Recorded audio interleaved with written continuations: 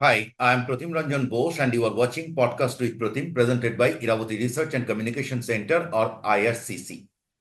In this edition, we will discuss the India-China border dialogues and quote-unquote patrolling arrangement announced ahead of the bilateral between Prime Minister Narendra Modi and Chinese President Xi Jinping in Russia on October 23.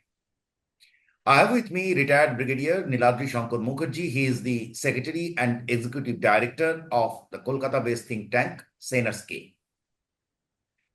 Sir, if I look at the statement of both the leaders, minus the usual Chinese propaganda, both sides wanted to take the relation forward.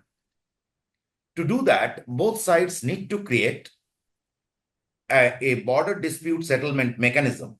Since 2020 Galwan Valley, everything has come to a halt, so much so that we now don't have even the direct flight between Delhi and Beijing. So the border dispute settlement is a must. And second is that that the clash at the Galwan Valley, and there were disputes, local disputes.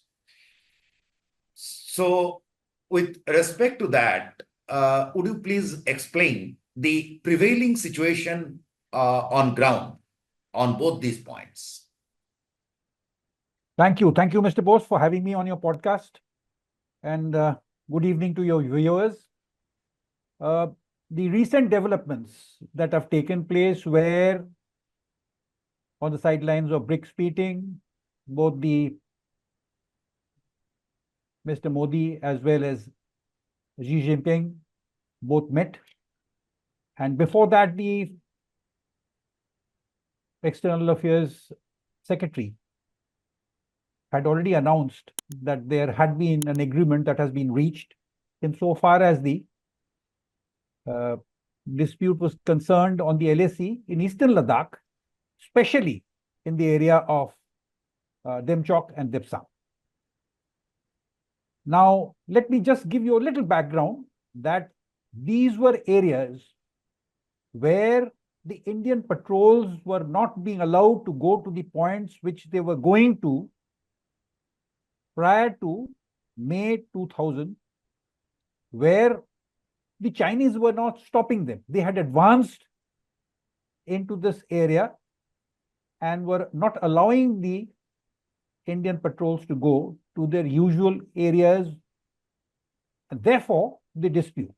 In the other areas after Galwan and Pangsong Lake and other places, buffer zones had been created and arrangements had already been put into place where disengagement has also taken place, where the troops have pulled back to their bases in those areas.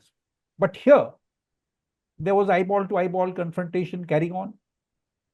And the usual interaction that had taken place between the state actors on both sides, where our national security advisor, as well as the foreign minister, had met their counterparts in various forums. Indians had always maintained that the negotiations and thaw in the relationship can only happen if we go back to the status quo of April-May 2000. Sir, just interrupting you. What I was asking is, yes, you are saying that April-May 2020. So what was the situation? And second is there a dispute settlement mechanism, regular mechanism? Borders dispute, soldiers are there on either side, so some disputes can occur.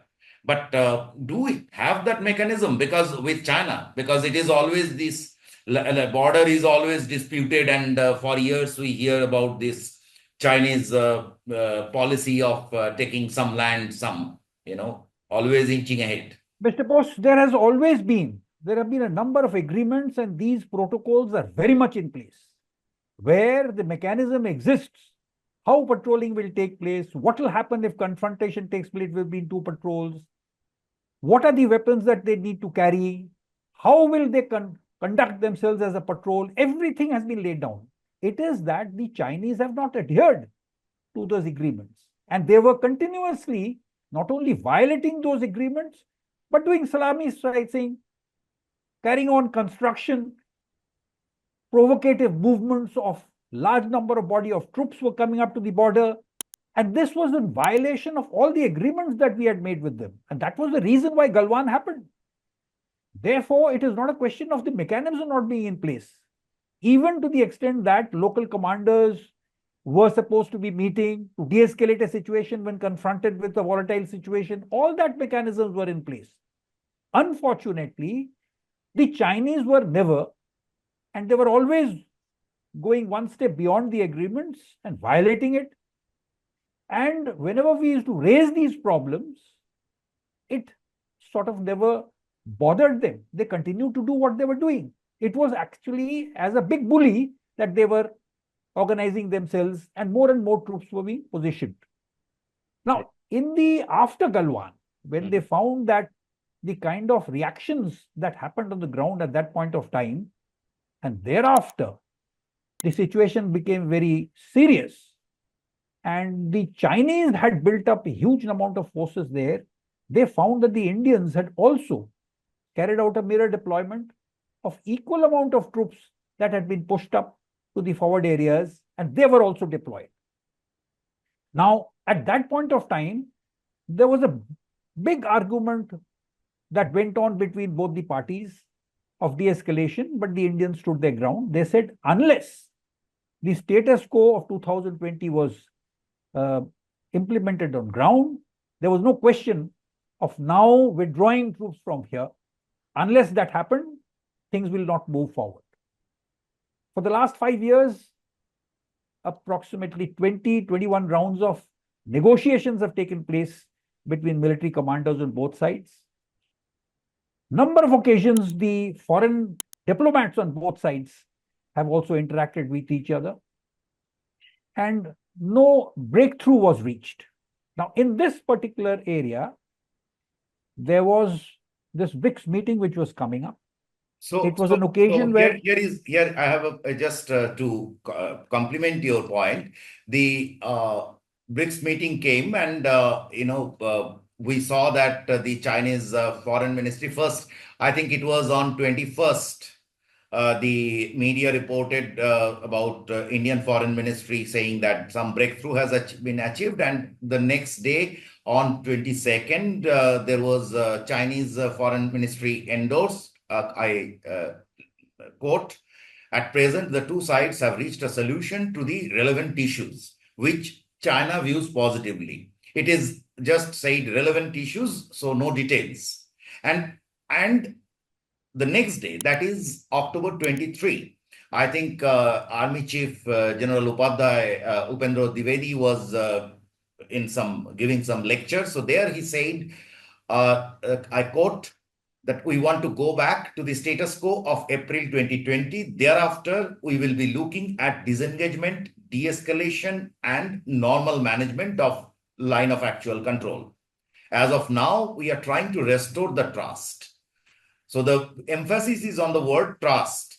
And that will happen once we are able to see each other and we are able to convince and reassure each other that we are not creeping into buffer zones that have been created.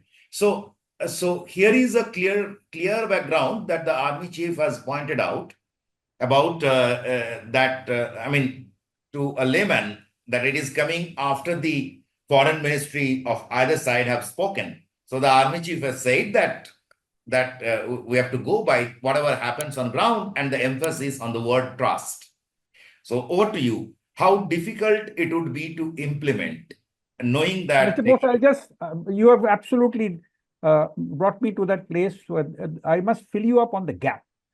Now, during the period of negotiations following the Galwan Valley clash, the Indian Army had reported several instances of minor violations or face-offs with the People's Liberation Army. So, post-Galwan, these intrusions and violations and attempts to transgress into contested areas and physical confrontations were continuing, because every time we made an attempt to go into these areas and patrol, the Chinese wouldn't allow us to move forward. And only thing that can happen is if force was employed by both sides, again, it would result in some sort of a skirmish which would spiral out of control. So therefore, it is not as if after... How many such skirmishes have taken place? Any idea? It has not been, most of them have been minor in nature, but there have been confrontations, there have been physical confrontations also, where the local commanders have been able to de-escalate the situation in real good time. So therefore, there has not been much of a report in the media, and the armed forces also, apart from reporting to the government and following the protocol, have not made press releases on that account. Have the PLA stopped using those clubs? Yes, very much so. I mean, post Galwan, at least those kind of instances where they were using those spiked clubs and all that, those have not been reported. But nevertheless, confrontations were taking place. Physical confrontations where possibly in areas minor fracas had taken place. Fisticuffs had been used. It is not that as if everything was closed, especially so in the areas of Demchok and Dipsa. Now, therefore, whenever we took a stand on every occasion when we interacted with the Chinese, we spoke with one voice, Mr. Bose.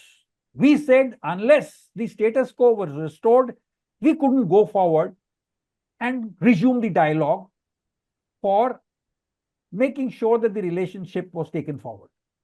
Now, if that be the case, this was a golden occasion where the BRICS was coming up and both the leaders were likely to be there. And I have a feeling, Mr. Bose, and I cannot be sure for that, but as people who every day read and try and source our information from various sources, I think President Putin also played a big role in making sure that a meeting did take place on the sidelines.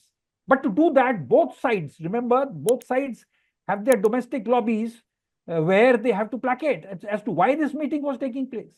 And there would be great hue and cry unless it was it was explained to the general public at large, at both for the domestic public, that look, certain amount of agreement had taken place and a thaw was in the offing. So what was announced and what has been announced is that patrolling in the area of Depsang Depchok, which was stalled by the Chinese every time we attempted it, that agreement has now taken shape and both sides have agreed to resume patrolling. Now, what does that imply, Mr. Bose? Your viewers must understand this. It is not as if the entire disengagement and everything has taken place. It is the first step where the patrolling that we used to do up to May 2020, we are now into an agreement that we would resume that. But again, the protocols which existed have been modified. How? The modification that has taken place is that these patrols, whenever launched, the local commanders, there would be a schedule, and these local commanders would inform their counterparts that a patrol is being launched, that the numerical strength of the patrol would not exceed 15, that they would never use arms like they were not using it before also. And as they launched, they would not come up to the LAC, at least 300 meters gap would be kept between what was at the moment the LAC. They would not go up right up to the LAC and do any provocative actions. And it was left to the other side to launch a patrol in that period or send in their people who can keep an observation that the side which is launching a patrol is not violating any of the protocol that has been now laid down. And there would be a periodicity to this patrolling. Also, there would be a monthly meeting wherein both the local commanders would exchange notes. If there were any intrusions or violations that had taken place, they would be brought to the notice and a further refinement would be done to the patrolling. Now, this is the first step. So what does the Indian Army Chief do? The Indian Army Chief has very much said that considering the relationship that has taken place for the last 5 years and the way Chinese have behaved, he didn't say it in so many words, but in all civil, should I say, language, he mentioned that there is a trust. There is a He mentioned deficit. He said. And he mentioned that there is a trust deficit. He clearly So meant trust deficit. absolutely. And he said that we have to, because the political leadership is also going to go by the advice of the armed forces as to what is happening on the ground. These are people who are eye to eye in that area. So the trust deficit can only be pushed away when we observe that no violation is taking place anywhere along the line of the LAC, and they are not, the new protocol that is in place is being implemented in letter and spirit, and that both sides are now oiling up the mechanism in a manner that everything falls into place. This is the first step. How much time it will take, I leave it to you. It can take from weeks to even 2-3 months, or it can be even faster, depending on what the local commanders report back as to how the action is taking place on the ground. From there, we go to the next stage of thinking about disengagement.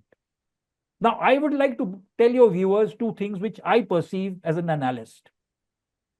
We in our armed forces thought that the Chinese would not be able to keep those many thousands of troops at the high altitude because they have not been used to this, and that it will be difficult for them to continue to stay there for years together or months together for that matter, and that sooner or later they will come and talk to us and they will fall back. This was a general perception that many held.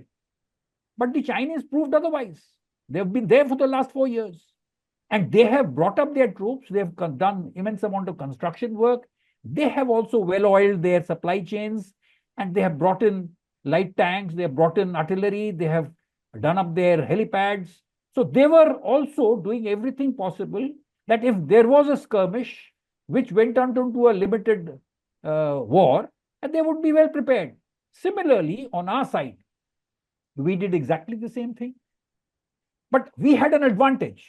And what was that advantage? I want your viewers to understand. We have, ever since 62 and ever since Siachen, our troops have been on rotation, always going to these high altitude areas, right from Arunachal Pradesh to the eastern Ladakh. Now, whilst we were doing that, there is hardly a unit of the artillery or the infantry regiments that have not done tenures, not 1, 2, 3, 4 time tenures in these areas. So therefore, we have always been there. Our troops are well accustomed to being there, and we have developed these areas into good habitations. Gone are the days of 62 and 72 and those early years after the 71 operations where we were still staying in bunkers. Today, the troops are well looked after. The areas where they occupy bases, I wouldn't say exactly the absolute forward positions, but those are tactical positions. But everywhere else, the habitation is absolutely world class. These are places where, and remember one thing which your viewers must understand, the entire lot of troops which are there, 50,000, 60,000 troops, they have families. They are interacting with their families every day. They're going on leave. And therefore, it is not something which will be hidden. They will be talking of what the conditions are there. And you will notice that among the press, in media, there has never been a mention that the troops are having a hard time there in the high altitude areas. No, no. Therefore, what is that? Absolutely very clear that the troops are well accustomed to the high altitude areas. They are well looked after, well protected, clothing, equipment wise. And we have built up our supply chains in a manner that not only these 60,000 troops and beyond are being well looked after, well fed, but we have done immense amount of construction, and we match the Chinese in both arms as well as troops. Therefore, the Chinese must have felt that this was a situation which was not to their liking. And Mr. Bose, like we were discussing some time earlier, they are facing an economic challenge. And when we have stopped all the economic activity with them considerably, although our trade is still going on in certain areas, but fresh investments have been stopped. We have banned their apps. We do not allow them to come into certain sensitive technology areas, and we are building up our supply chains. We are now in alliance in many groupings which are anti-Chinese in many ways. They realize that it is high time that we cannot prolong this border conflict And we have to go forward of indulging in a dialogue and taking the next step. This step, like the army chief you rightly brought out, he has mentioned. In fact, if I take the Xi Jinping's statement, whatever has been reported by their state media, Xinhua, is, there are two things to be observed. One is, if we take the reports in Xinhua, then there is an effort on the part of China to convince its domestic audience that it is India which has lost, which had a kind of compulsion to be with China. So you can well assume that actually, it is they are trying to feed their people, because they also have to tell something. And secondly, what both the leaders, particularly from Chinese side, have tried to mean that let us not spoil the bigger things for something, chota mota trouble. Now the point is whether this is a small thing or a big thing, because provocation had always been from the Chinese side. The Do Kalam, then every time Arunachal, time and again they will keep claiming Arunachal, they will show it in their map. Something or the other kept happening for last 7-8 years. So that is where things are, and you can probably tell from the army man side that how cautious the army will be in 2024. Mr. Bose, you rightly pointed out two things which I want to again emphasize and reiterate. There is a great trust deficit, and the local commanders are also look at every Chinese action with suspicion post the Galwan. It will be very difficult for the Chinese to convince us when they implement whatever has been agreed upon on ground. We will be verifying everything, and we will be looking at everything with a fine-tooth comb. The local commanders are not going to report back that things are now back to business. So that is a change in attitude from the Indian side, right? Absolutely. And similarly, I think, so as soldiers, the Chinese would also be more or less looking at it from that same point of view, whether the Indians are now violating any of the agreements that have been laid down now in the 20 round of discussions that have taken place. Notwithstanding that, when will the disengagement take place? I personally feel the army will take a decision on to pull back troops after a lot of hard bargaining takes place, and this will be done in phases. And each phase will be done according to a laid down protocol where verification on ground will be absolutely essential.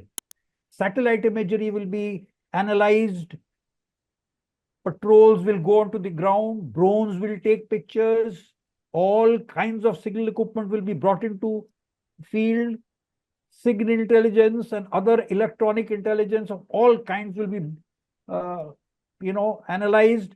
It is only after verification of each stage that the de-escalation would take place according to a plan. And this will take a long time. But nevertheless, what has happened? This development has given both sides the leverage now to start resumption of talks. And these talks will now isolate this issue and move on into other issues. Exactly. And then therefore, these talks will not only, whilst the military talks will go on for this de-escalation and the next step, what you were telling me earlier on, Mr. Bose, that now the Chinese will nudge us to resume the economic activity because they are at this juncture hurting. India is not. Although the trade still is carrying on. We have our problems. We definitely have not problems. We have a dependence because it is our largest importing destination, China. Very true. But that is okay. But you must have noticed that the finance minister, or I think finance minister mentioned that the restrictions on FDI will continue.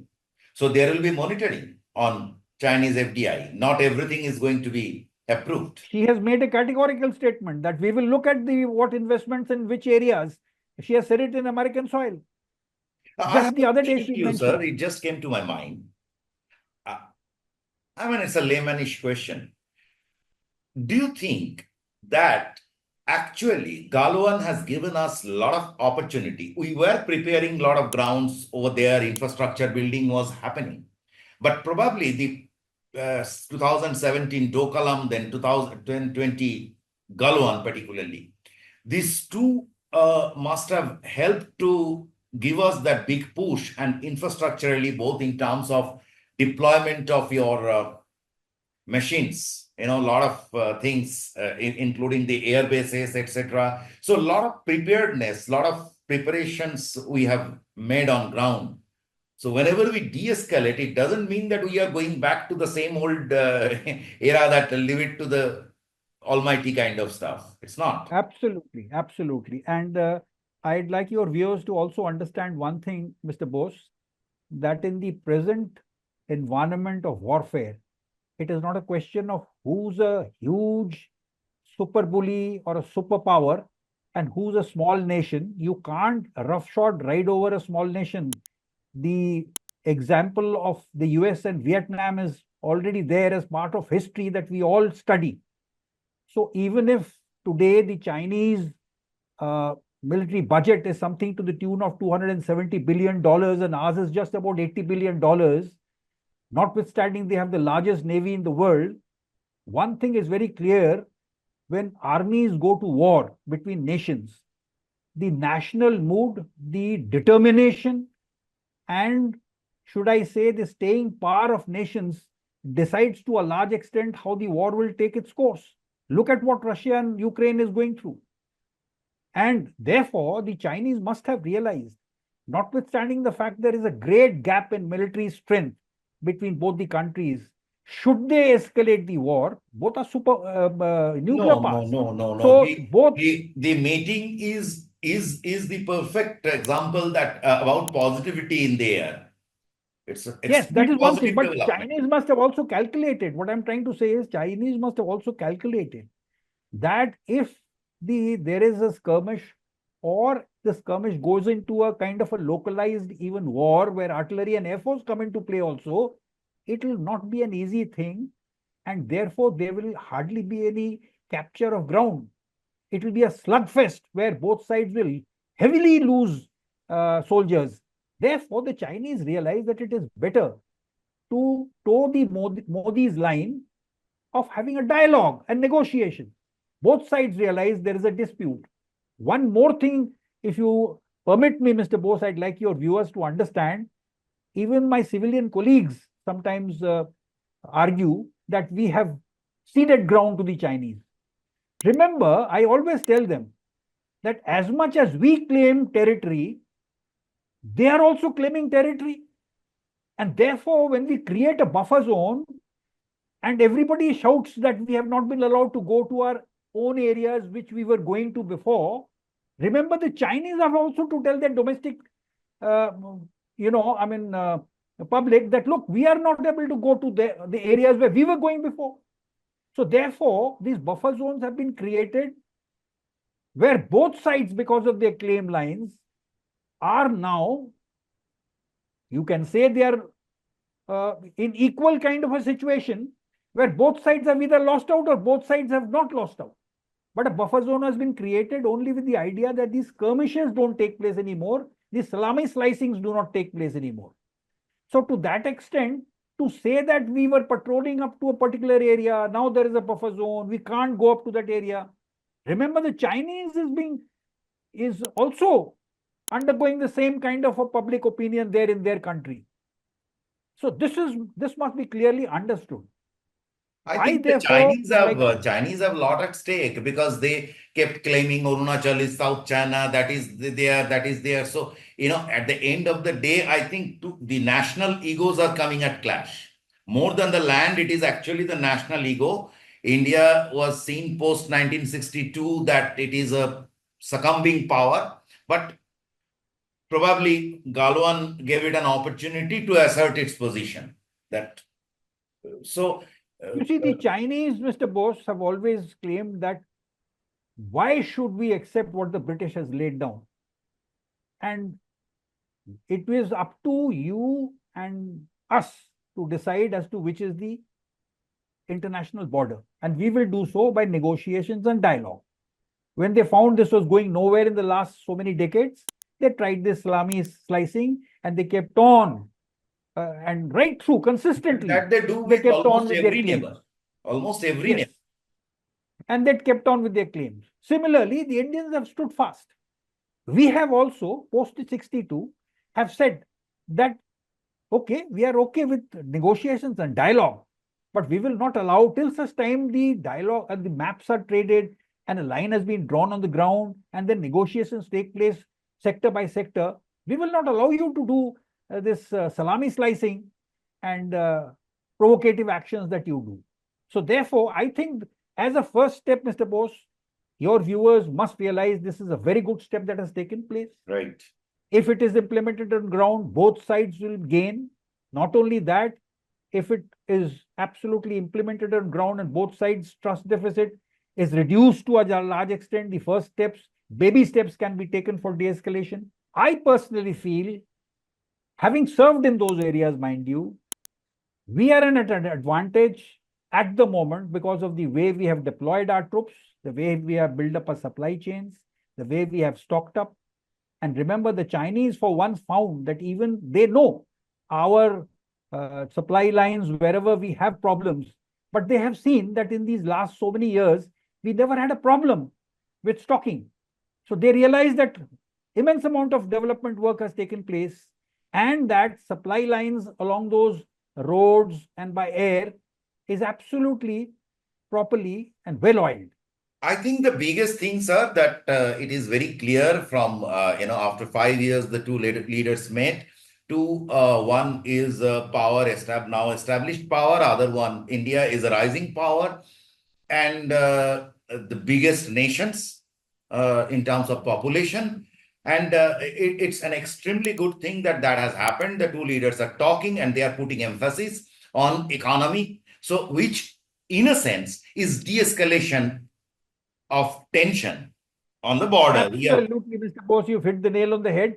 Good economics, good trade is a stable factor in relationships. Both sides think 20 times before going to war or even a skirmish when good trade relations are Yeah, yeah. maintained.